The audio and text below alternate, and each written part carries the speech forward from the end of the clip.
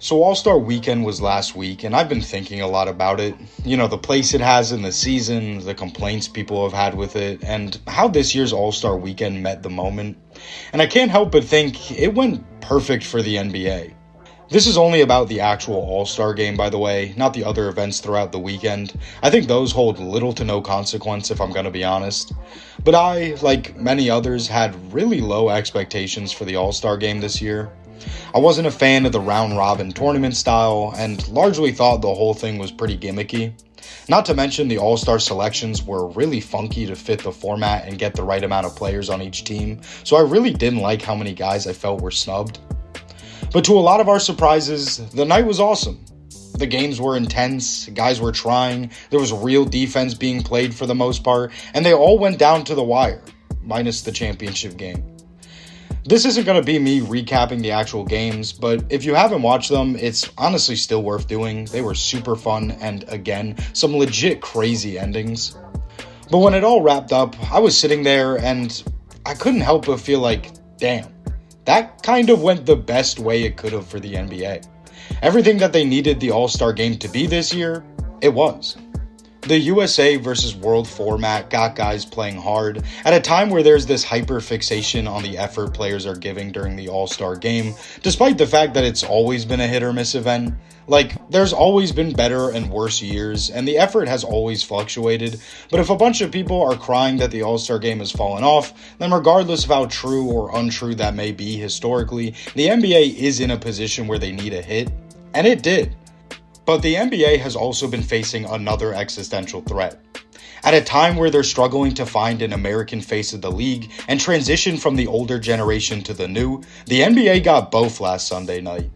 Both US All-Star teams beat Team World in their games, and then in the championship, the younger US Stars team handedly beat out the older US Stripes team.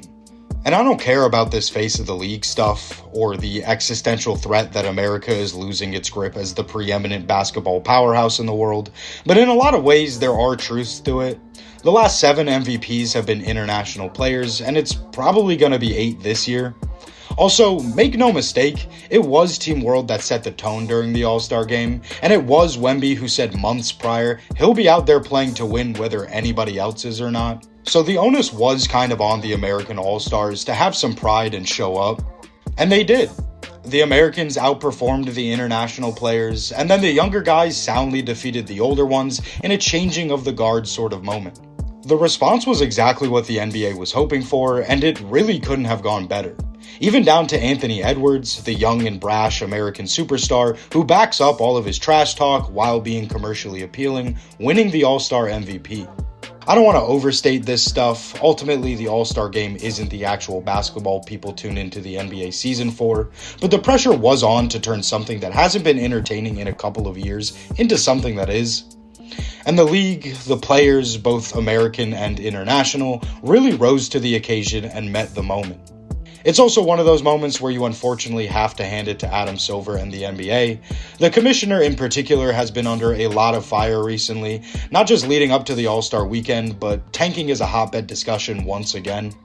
You're not going to find a staunch Adam Silver defender in me, but what I will give him and his team or whatever, I'm not really sure how that works, but they're definitely open to trying things.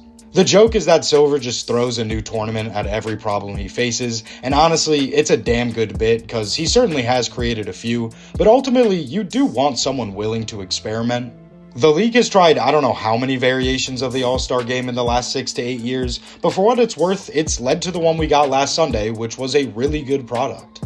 I don't think it was perfect, and if the NBA keeps this format for next year, they definitely have to figure out a way to not have one of the teams in the championship have played all 3 of their games in a row, because there was definitely a major disparity in the energy the Stripes team had in the final versus the Stars. Also, the All-Star selection process has to be conferenceless.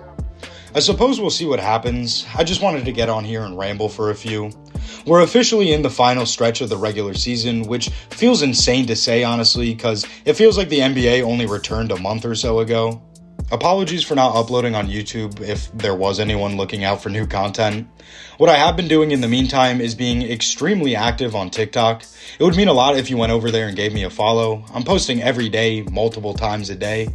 We're talking about all the latest stories, whether it be news, injuries, trades. I'm posting historical clips. I'm making memes. There's a ton going on over on my TikTok. So if you use the platform and like my stuff, that's the place to be. Thank you very much in advance.